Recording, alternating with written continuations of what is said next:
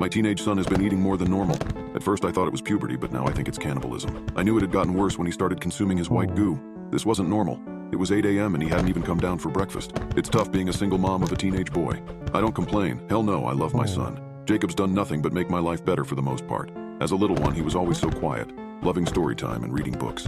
He had always a higher reading level than most kids his age, something which I always encouraged. We made weekly trips to the library where he'd bolt to look at the books, not even pausing to look at the movie section. As he became older, he started coming out of his shell, making friends, but he was still my sweet boy. He always did the dishes without being prompted, was always home at a good time, and always told me what was going on in his life. When he told me his friend was considering suicide, we worked together to help that friend out.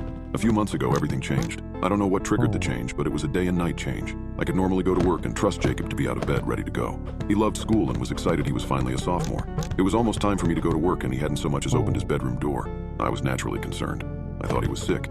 I hurried up to his bedroom and knocked a few times, asking if he was okay. His response shocked me. F school, I'm tired. First off, Jacob wasn't the type to use harsh language around me. I don't care what he said around his friends, just watch his mouth with his mother. I knocked harsher before opening the door. Jacob wasn't sick. He was twisted up in his blankets, only his mop of hair and the top of his face sticking out the top. He glared at me. Go away. Jacob might have grown taller than me over these past few years, but I was no pushover. I ended up pulling him out of bed by his blanket. It took a bit of pushing, but he did end up marching into the bathroom to get dressed and showered. I figured it was one of those teenage things. A phase, mood swing, whatever. Jacob had gone through a few phases as a child, one where he refused to sleep anywhere but my bed. The monster under his bed was going to get him, and don't get me started on his cowboy phase. It was months before he stopped wearing those stupid boots. But this was different. This was rebellion. The next day I was already running late to work, so I didn't check to see if Jacob had gotten out of bed. I was on my lunch break when I got a text from Jacob's girlfriend, Marissa. Hey, Ms. Hensley, how's Jacob doing? Confused, I texted back and asked what she meant. Her reply sent my blood pressure through the roof. He's sick today, right? That's why he's not in school? I used the rest of my lunch break to go home, and sure enough, Jacob hadn't gotten out of bed. Still twisted up in blankets, although he wasn't asleep. He was playing some sort of game on his phone. Busted. I marched him to school after giving him time to shower and dress, telling him how I was disappointed in his actions, and if something was wrong, he could talk it over with me. In response, I got an eye roll and an excuse about being tired. For the first time in my life, I had no idea what was going on in Jacob's head. This is when everything went downhill. Library trips stopped happening. It was a miracle to get him out to do anything but eat on the weekends. And my God, did he eat. I set aside a foot-long sub for my dinner in the fridge and went out to water the garden. By the time I was back, the sub was gone, along with a family-sized bag of potato chips and a 2-liter of Pepsi. The latter two were his, so that was none of my business. But the sandwich was mine. Jacob had never taken my food before. I was hurt.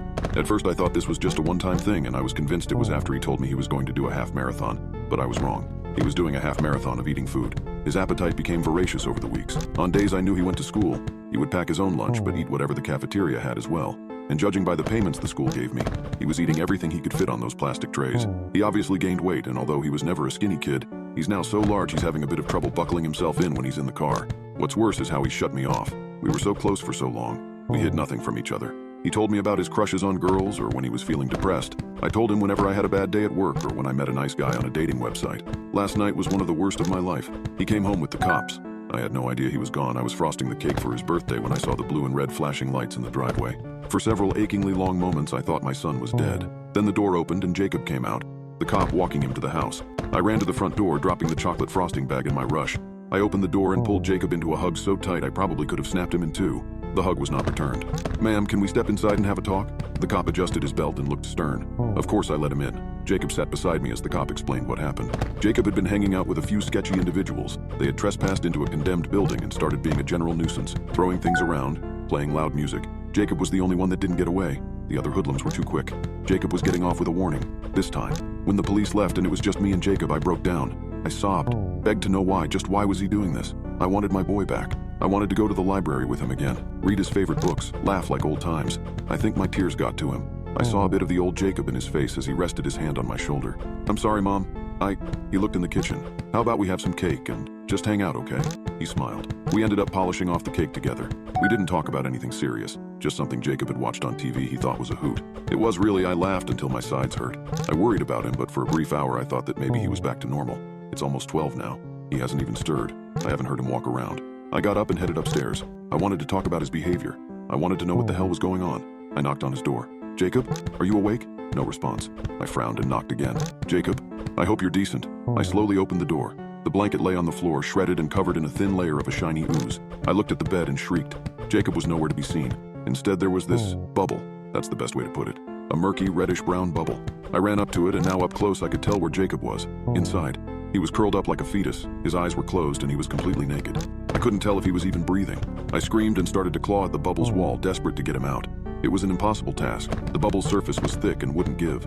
As I watched, helpless, I saw the skin on Jacob's back start to peel off. Layer by layer, I saw skin, muscle, bone. He was melting. I screeched and pounded harder against the bubble, screaming Jacob's name as he liquefied in front of my eyes. His gut practically exploded with fat, which succeeded in further clouding my view of him. Before his head was consumed, his eyes opened. He looked at peace. No more pain. No more exhaustion.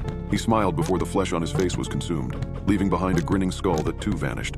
I sunk to the slime-covered floor, my shaking legs unable to support me any longer.